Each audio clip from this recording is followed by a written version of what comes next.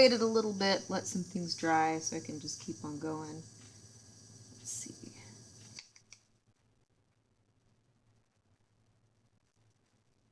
Just getting this area just a tad wet, not much.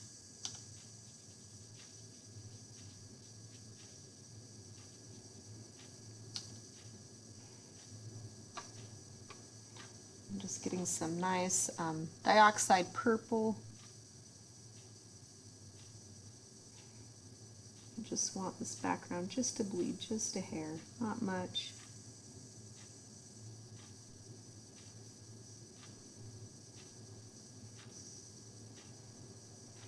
Maybe vary the color just a little bit so it's not just all one. Ugh. Too much like the trees. But it's not just one color. Maybe I'll put some alizarin crimson in with this purple. Okay.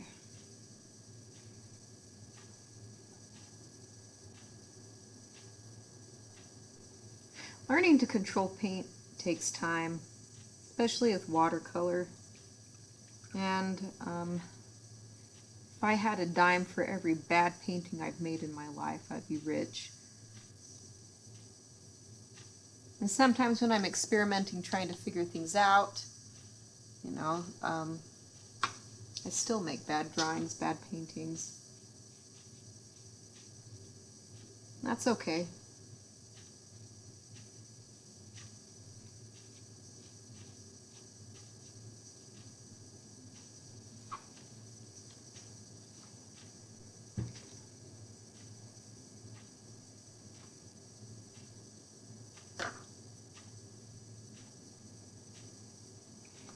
Don't be afraid of failure.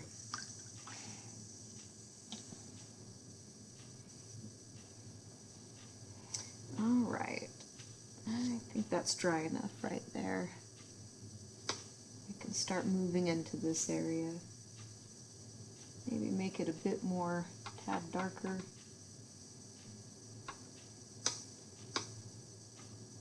There's still some of this blue I mixed over here.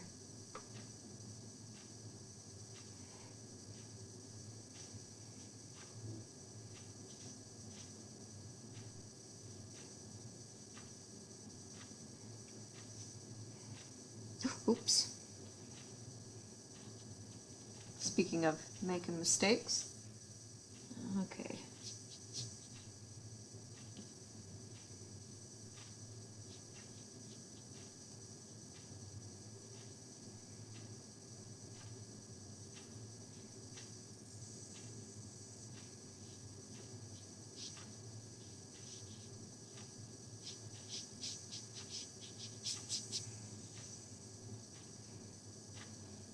All right, so I'm to a point, I gotta figure out what to do with this foreground down here. And I'm gonna admit it, I've always struggled with foregrounds. I've never was really sure how to deal with them. And I believe we talked about, you know, this is kind of, this actor is taking away the show from the main actor over here. And so we're gonna change this up a little bit. See, I'm going to get a bigger brush. I'm going to be covering a lot of area.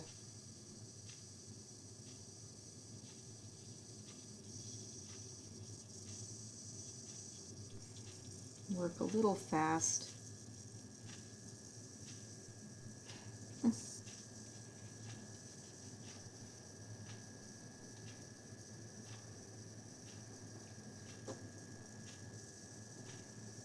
see.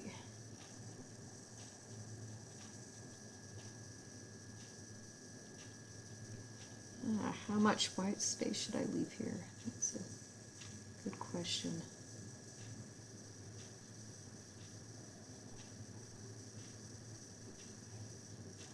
Okay, I'm going to get some more violet.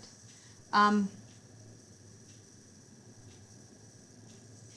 know with atmospheric perspective that my foreground is going to have more contrast, brighter colors than the background is going to happen. But at the same time, I also know I want to keep this as my focal point. And so, so we're kind of playing a game here. see, and I'm going to find something sharp like a pencil. Here we go. How can I make the foreground different enough from the background to kind of show that there's a foreground? Let's see, I think I need to wait for that to dry just a hair more. I probably got it just a tad too wet.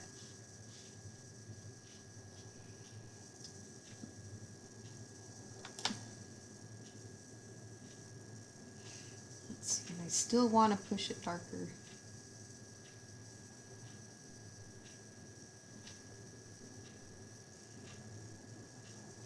Get some of that really dark paint.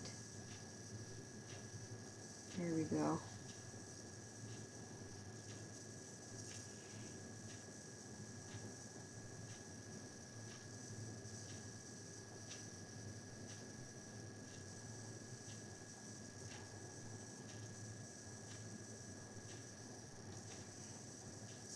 Oops, I don't know why I put green in there, but we'll make it work. Let's add green. Okay.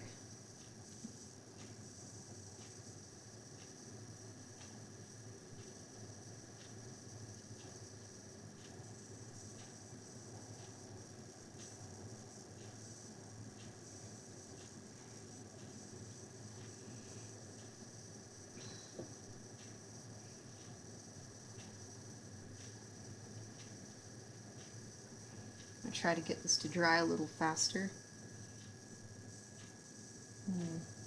While I'm waiting for this to dry, I'm looking at this area right here, and my eye's kind of going off the page. I might need something to kind of help lead my eye back over to the focal point. I might, what to do? This is the brainstorming part. I might push some values a little darker right here, just by a hair, just to kind of, because I have this line and curve helping my eye come in this way, and and it's getting lost over here. So, let's see. I'm going back and just revisiting, what's important. What's important in this painting? It's that focal point. And what kind of movement am I creating to get to that focal point?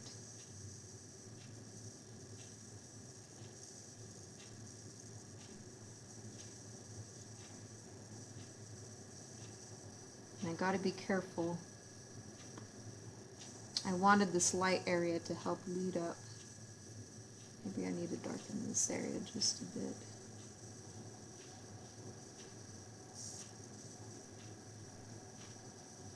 Get my eye to go there. Sometimes I think a lot of art is just working with your gut. What feels right when you look at something as a whole.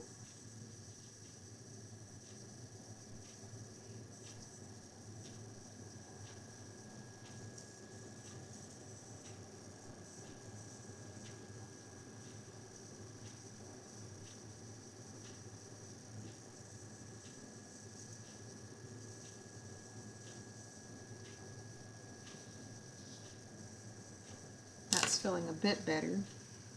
Okay. Still too wet.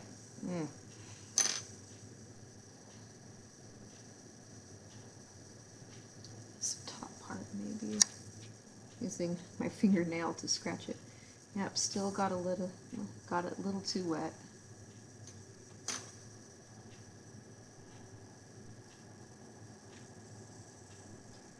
While I'm waiting, maybe I'll just touch this area up just a bit more.